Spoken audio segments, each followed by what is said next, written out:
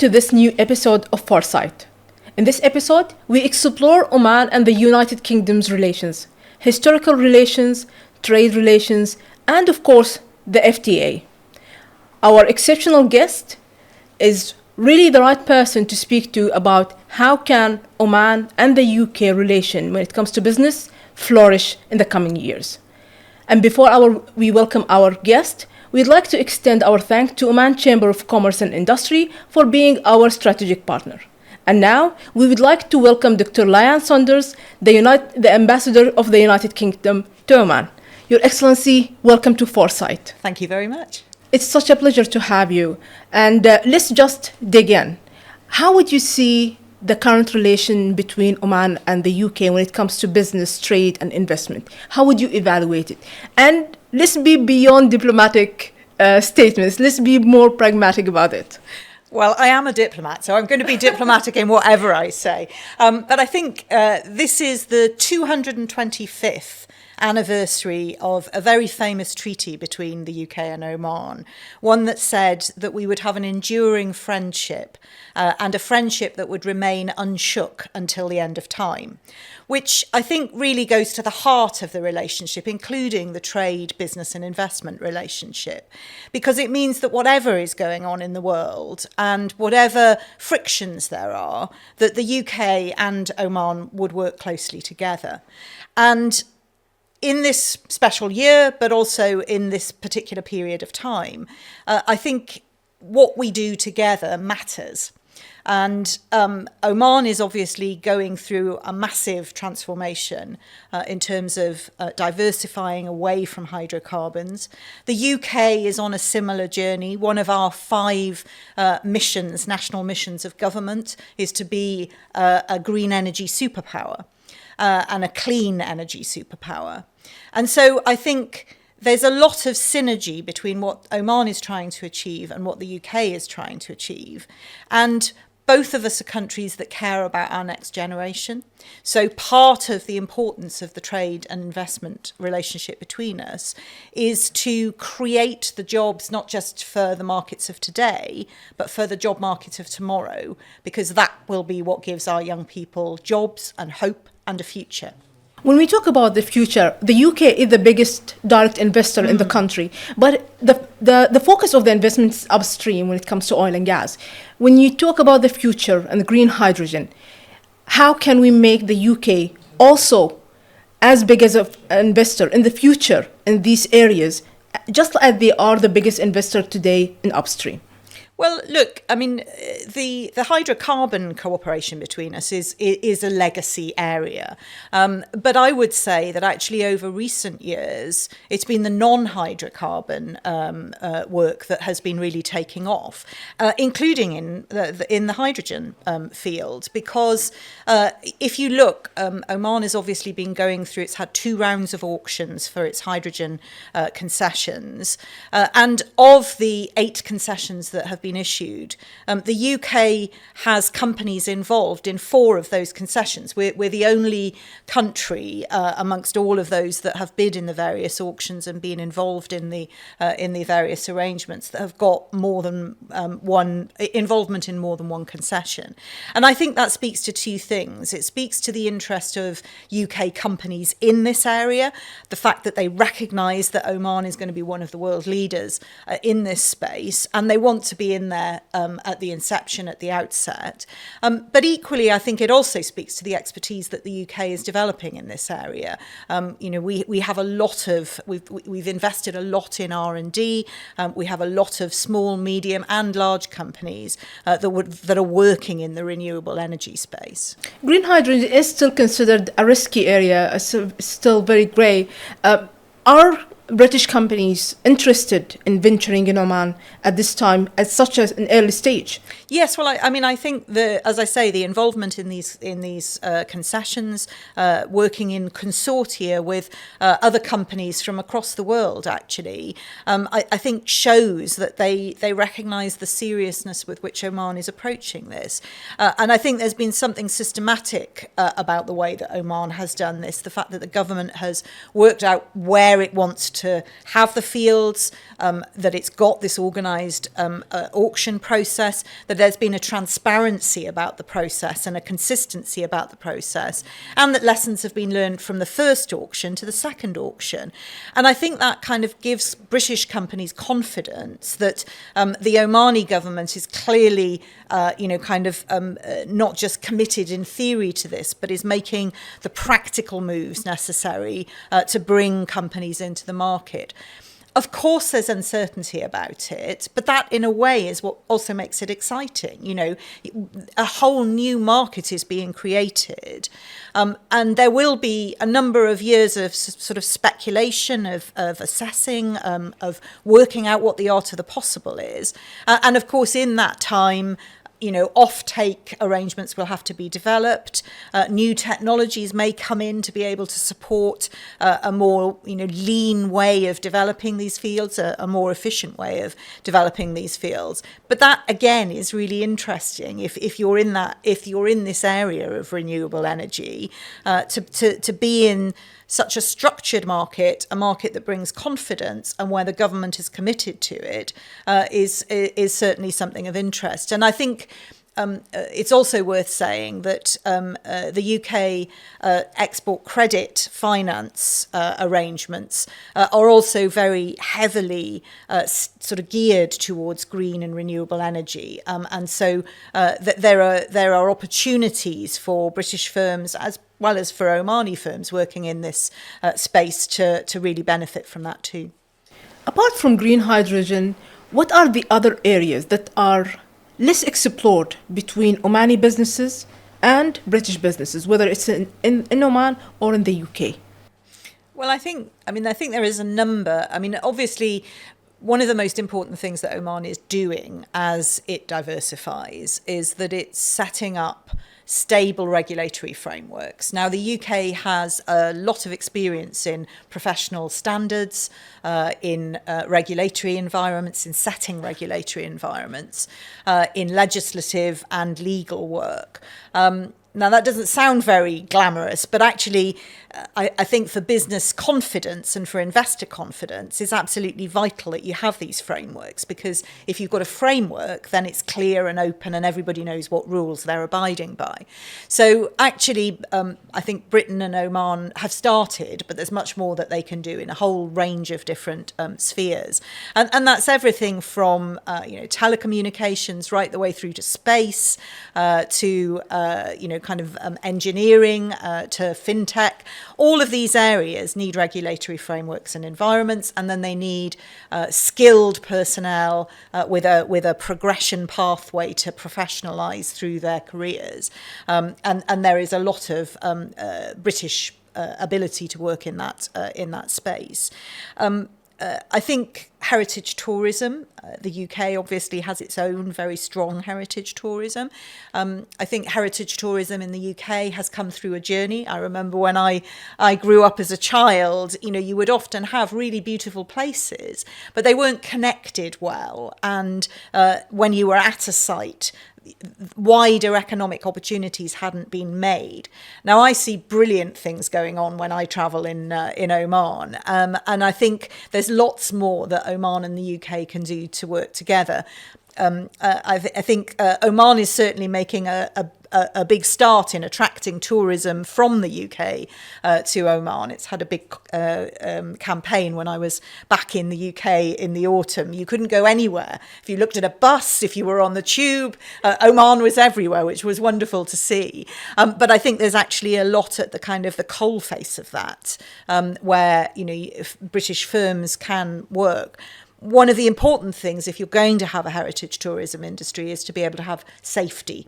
And I think these behind the scenes things, these enablers that help an industry develop, the UK has a lot of experience in that. And so thinking about, again, the standards, frameworks that regulate and mean that companies are operating safely, but also things like emergency services and those sorts of services. The UK can work with Oman on that. When you talk about your travels here in Oman, you recently visited Musandam. I did. What are your key takeaways from there?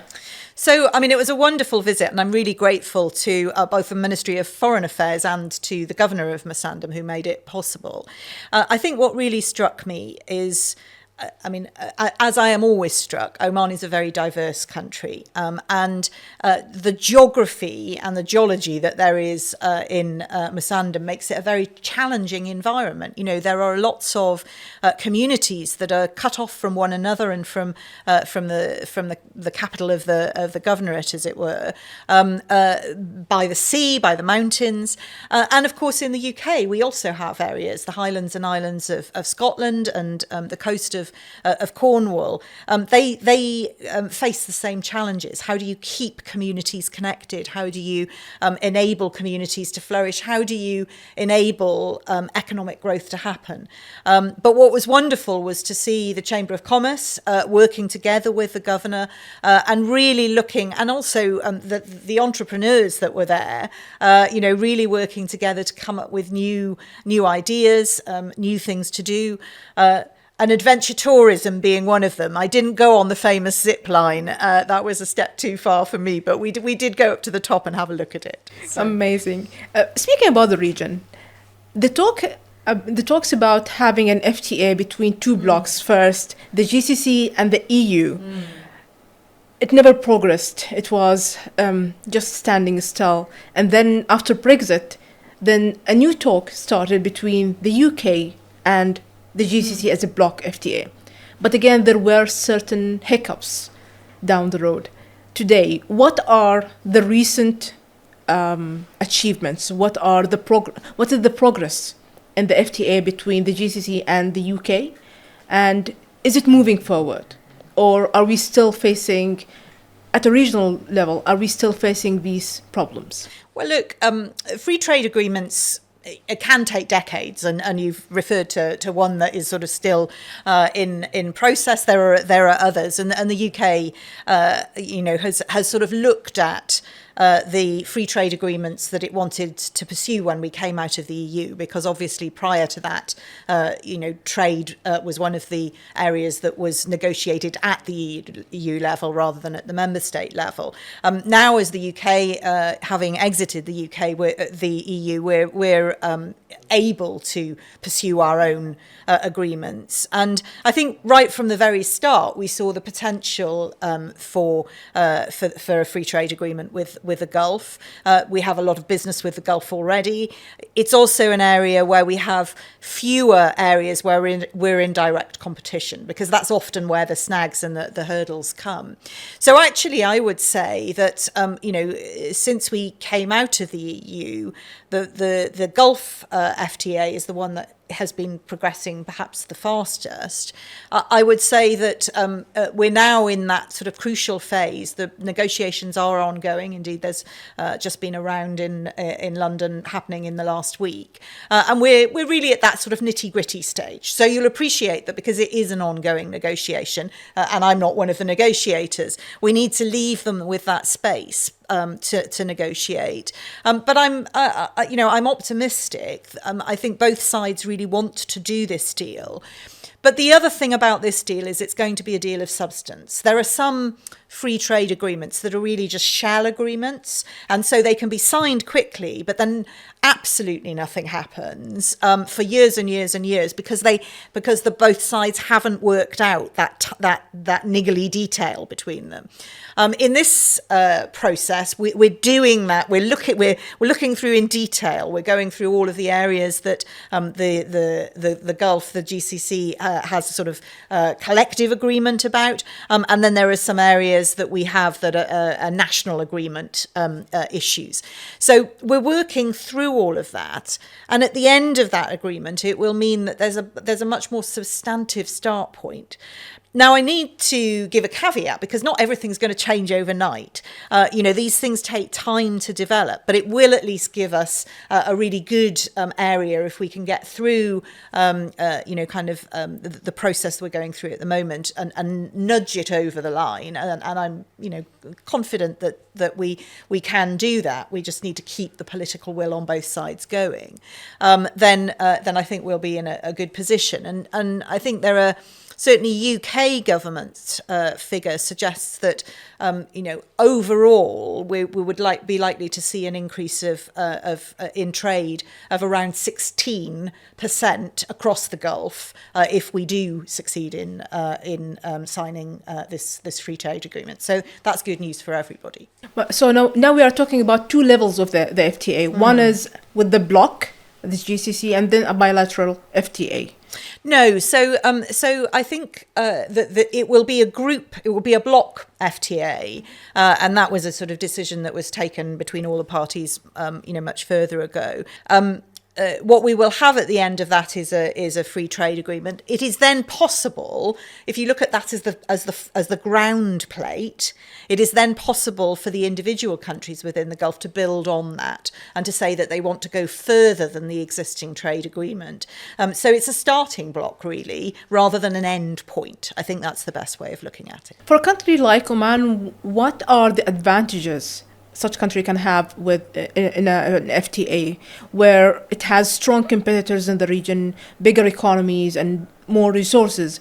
What are the advantages that can Oman leverage out of the FTA? Well, I think the point of any free trade agreement is to reduce the friction points. And I don't mean sort of friction in the sense that people argue, but just the process of doing business is higher in countries that don't have a trade agreement than in countries or groups or blocks that do. And so actually, if you're thinking about the movement of goods through an area, if they all share an agreement with the UK, then it will be easier to move goods and services around. It will be easier, I think, for companies to operate across the Gulf. And that might mean, for example, in the case of Oman, that they decide that even if actually the bulk of their business is in another part of the Gulf, that they will open a base here because of the access from Oman's ports, for instance, the logistics hubs. Or it might be that they decide that Oman makes a really good base for assembling goods that are then actually transported elsewhere in the region because it's covered by that wider agreement. If Oman is to learn from its FTA with other countries, and in some cases it did not fulfill the full potential, it did not realize the full potential of such FTA, what advice would you give local businesses to fully utilize this upcoming FTA?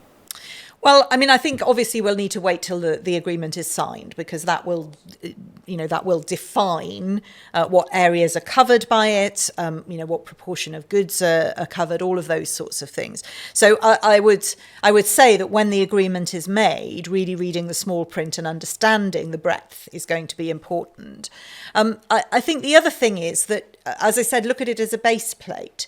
This is a starting point for business and for reducing the frictions in business, but there will be possibility to grow. And I think the great thing about this agreement that we're working on at the moment is we're really looking at it in terms of the future of this region, and we know what the aspirations are of this region in diversification, in growing its fintech and its high-tech industries, in growing manufacturing industries that simply don't exist.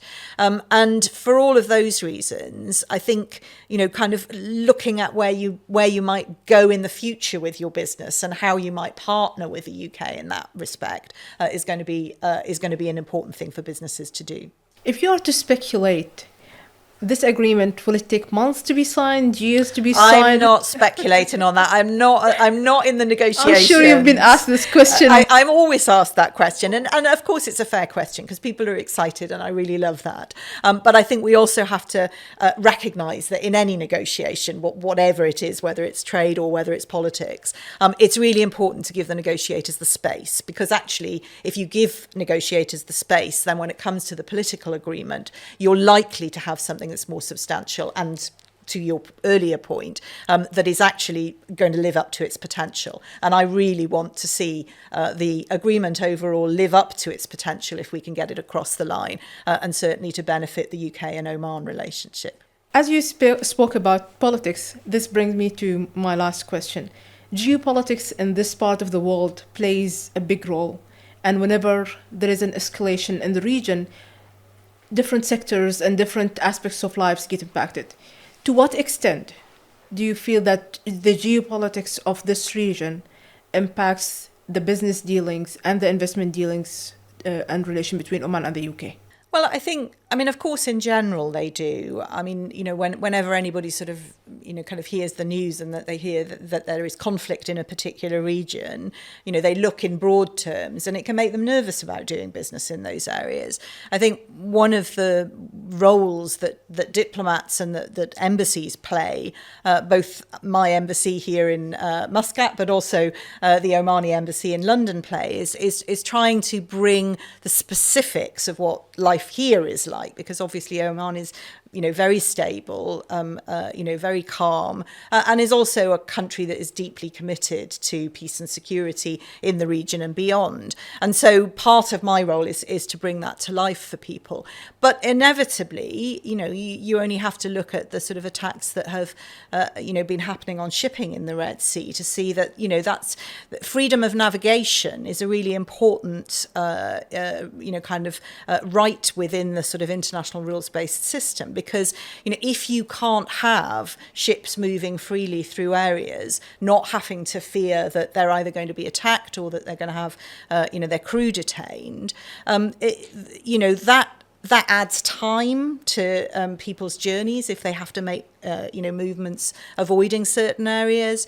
It also, adds cost because insurance costs go up, and that's not, it's not good for anybody's business. Now, of course,